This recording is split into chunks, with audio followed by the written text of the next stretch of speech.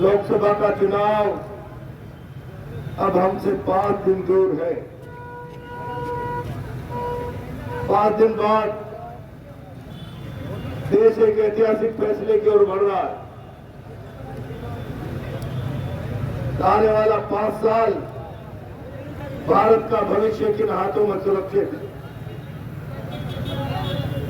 मैं आज बूंदी के लोगों के बीच में प्रदेश अध्यक्ष गोविंद सिंह जी डोटासरा की उपस्थिति में आप लोगों का आशीर्वाद मांगने के लिए आया हूं। देश की सबसे बड़ी पंचायत के चुनाव में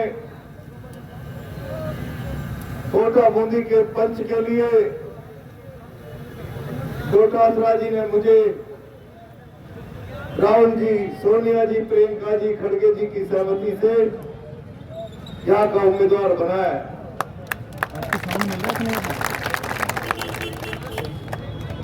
बंदे मेरे सामने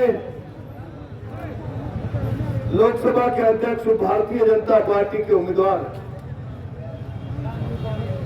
मैं जहां भी जाता हूं सामान्यतः एक बात बोलता हूं, पहली बार चुनाव लड़ने वाले पर भरोसा किया जा सकता है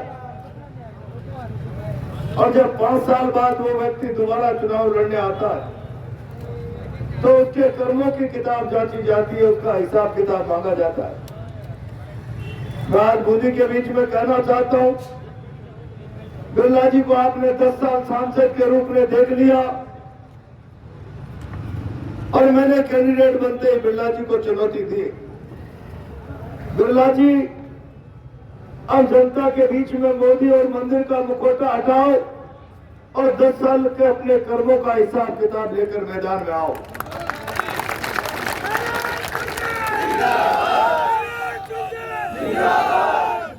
बिरला जी ने 10 साल में हाड़ौती की उपेक्षा की है। बंदों में बहुत जिम्मेदारी से कहना चाहता हूं, मतदाता जब वोट डालने के लिए जाता है तो खाली वोट नहीं करता, वो जनप्रतिनिधि को, पार्टी को, सरकार को अपना भरोसा देता है और उस भरोसे में 5 साल के सपनों का ताना बाना होता है। मैं आज अगर बूंदी के लोगों से पूछूं, जो भरोसा 10 साल बिरला जी को आपने दिया, जो सपने बूंदी और कोटा के बिरला जी को आपने दिए, बिरला जी ने उस पर कितनी जिम्मेदारी से काम किया आप कल्पना नहीं कर सकते। जब बिरला जी लोकसभा के अध्यक्ष की कुर्सी पर आसीन होने जा रहे थे, प्रधानमंत्री और कांग्रेस पार्टी और सारे दलों के नेता परंपरा के अनुसार उनको आसन पर बैठाने जा रहे थे। मेरे जैसे व्यक्ति की आंखों में जागते जागते सपना पल गया, अब मेरा वोट, मेरा सांसद देश की ताकतवर कुर्सी पर जाकर बैठ गया। अब कोटा बूंदी के साथ न्याय होगा, कोटा बूंदी के साथ इंसाफ होगा।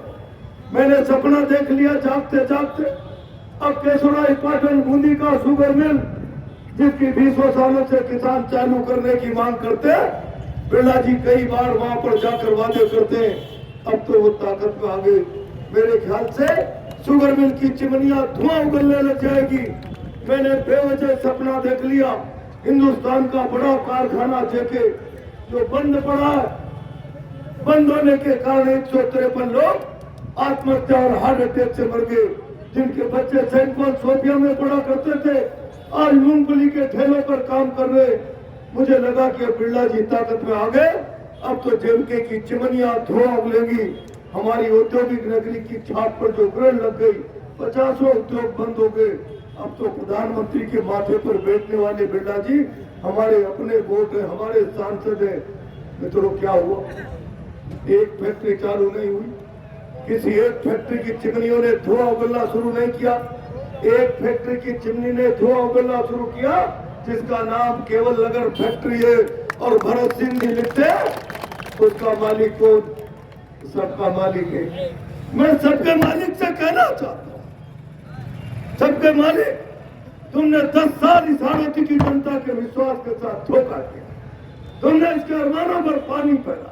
मेरा तालेड़ा और केसुराई पाटन क्षेत्र का किसान जो शुगर मिल बंद होने के कारण जिसने गन्ना पैदा करना बंद कर दिया, वो तुम्हारी तरफ टकटकी लगाकर 5 साल देखता रहा। अब बिरला जी हमारे साथ न्याय करेंगे, इंसाफ करेंगे।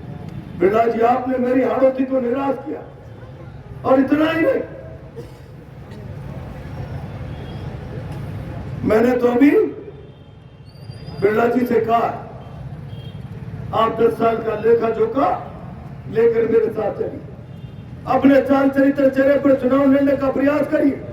लोकसभा का अध्यक्ष रहने के बाद आप प्रचार करते फिर रहे, ये चुनाव मेरा नहीं है, मोदी का चुनाव। मैं आज आपसे पूछना चाहता हूं, कल शुगर मिल की पंचायती करनी पड़ी पार्लियामेंट में, भारत की सरकार के सामने खम ठोक कर शुगर मिल के मामले पर लड़ना पड़ा, तो क्या मोदी लड़ेगा, आपका पंच लड़ेगा? जहां भारत के भविष्य की तकदीर और तस्वीर लिखी जाती है 5 साल के लिए, वहां पर लड़कर संघर्ष करके कोटा बूंदी के भविष्य के बारे में कोई सुनिश्चित बात कराई जानी होगी, तो क्या आपका पंच लड़ेगा, मोदी लड़ेगा?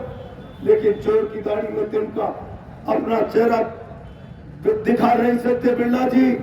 आपका चेहरा मोदी का मुखौटा हटाते पहले 2,500 बीघा काले खेत की काली छाया आपके चेहरे पर नजर आती है। बिरला जी, आपके चेहरे पर नजर आती है इंडियन पावर 5,000 करोड़ की फैक्ट्री की, और कल रात तो गजब हो गया, 1:30-2 बजे सीएल प्रेमी जी हम गेंडोली मेंडोली के पीछे के इलाके में घूम रहे थे, रोते रोते माली समाज के, कीर समाज के किसान हमारे पास आ गए।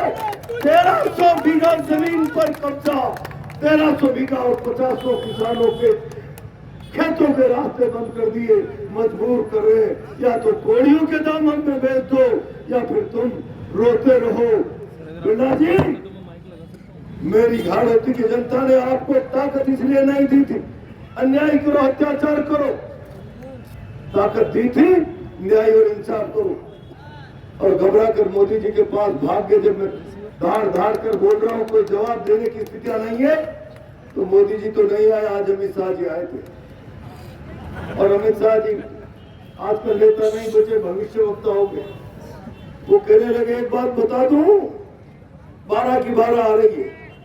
मैंने आपसे अमित शाह जी 12 के 12 सीटों आ रही है ये नहीं पूछा था। सुबह आप जब कोटा आने वाले थे तो प्रहलाद कुंजल ने आपसे सवाल पूछा था, हिम्मत थी तो उसका जवाब देके जाते, आपने नैतिकता के पैमानों को खूंटी पर टांग दिया। मैंने 2015 में प्रधानमंत्री को चिट्ठी लिखी, प्रधानमंत्री जी, दुर्भाग्य से हमारे सांसद, जिन्हें हमें सांसद कहना पड़ रहा है, बनते ही पहले उनका चाल चरित्र चेहरा ऐसा हो गया, भारत की पार्लियामेंट से सांसद का पास गाड़ी का, जिस गाड़ी की मेंबर की गाड़ी का पास इश्यू कराया है, वो गाड़ी हिंदुस्तान के अपराधी, आतंकवादी, टेररिस्ट दाऊद इब्राहिम के पार्टनर चैन जोशी की गाड़ी है, जिसे दाऊद इब्राहिम के संबंधों के कारण, जेल की हवा खानी पड़ी। गृह मंत्री जी जरा बता के जाना, दाऊद इब्राहिम के मित्र की गाड़ी पार्लियामेंट से पास इशू करा के 10 सालों से बिरला जी टहला रहे हैं, क्या सीबीआई लगाओगे पीछे? गृह मंत्री जी ने जवाब नहीं दिया।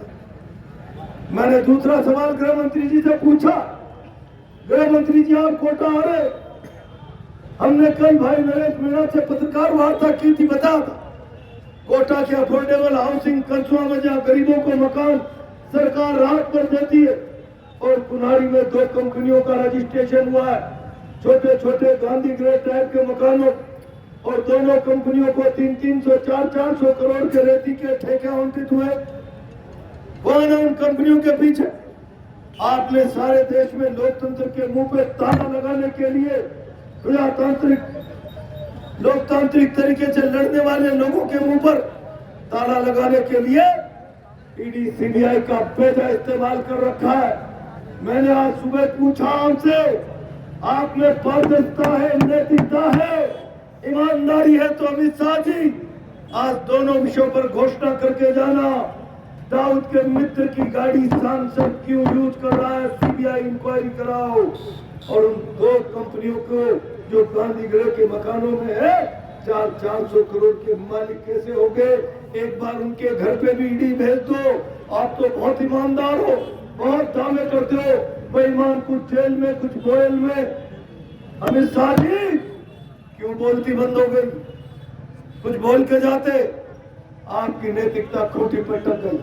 मैं आज बूंदी के लोगों से कहना चाहता हूं, जिम्मेदारी के साथ, इन लोगों ने देश का राजनीतिक वातावरण गंदा कर दिया। बिरला जी ने अपनी ताकत आपके आशीर्वाद से पाई। लोकसभा के अध्यक्ष और सत्ता की ताकत दिखाने वाले बिरला जी, बूंदी के ब्रड में जाओ, आपने अंत तक कर रखा है। कोई कांग्रेस पार्टी का प्रचार करेगा, जेल में डाल देगा। कोटा में 2 ब्राह्मण बच्चे, एक तो आज भी 1 महीने से जेल में है, जिसने सोशल मीडिया पे ट्वीट कर दिया। क्या गुंडागिर्दी हो गई? और जब जब सरकार और सत्ता में बैठे हुए लोग अपने काले चेहरों पर पर्दा डालने के लिए पुलिस का पहरा और दीवार आड़ में लेते हैं, तब जनता को मसाल हाथ में लेनी पड़ती। मैं आज बूंदी के लोगों से कहना चाहता हूं, ये बिरला और इनकी सरकार अपने काले कारनामे और काले चेहरे के कारण जनता को फेस नहीं कर सकते। चुनाव के मैदान में हिम्मत और हौसला नहीं बचा, इसलिए पुलिस की दीवार कर रहे। और जब जब पुलिस की दीवार होती है, मैंने कहा 1000 साल का इतिहास, जनता मसाल पकड़ती है। बूंदी के लोगों, थामा मसाल उखाड़ कर फेंक दो इन बेईमानों को।